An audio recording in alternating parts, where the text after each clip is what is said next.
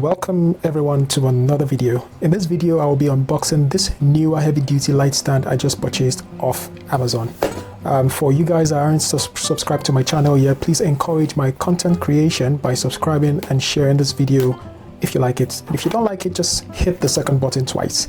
Okay, let's get this guy out of the box. Neewer isn't new to the market, and they've been making photo, video, gears and accessories for quite some time now. Already I feel this is indeed heavy duty. It feels sturdy already, and I can't say I was expecting much from the packaging, but I did expect it to have a pouch, but then again that might be asking too much. I'm sure you must also have noticed the head. I deliberately picked this kind of head because I feel I just want to be able to have an option when mounting things on the tripod. The head gives me option to horizontally mount stuff and also vertically mount them. For the screw head, you could simply just unscrew it and change the direction and put it on top, just like so.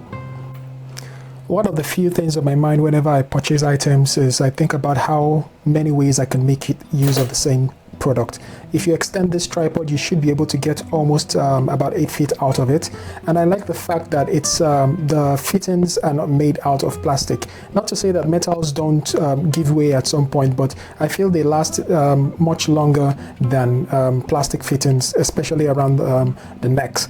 I bought this specifically because of one of the LEDs I have in the house. It's one of my old LEDs that I've had for quite some time. So I'm going to fit that on right now and see how that works. The head, like I said, it was deliberate just so that I can mount this light from not vertically but horizontally. But then again, yes, of course I can mount it in both ways whenever it is. It has springs on them. The extensions are spring loaded. That's nice.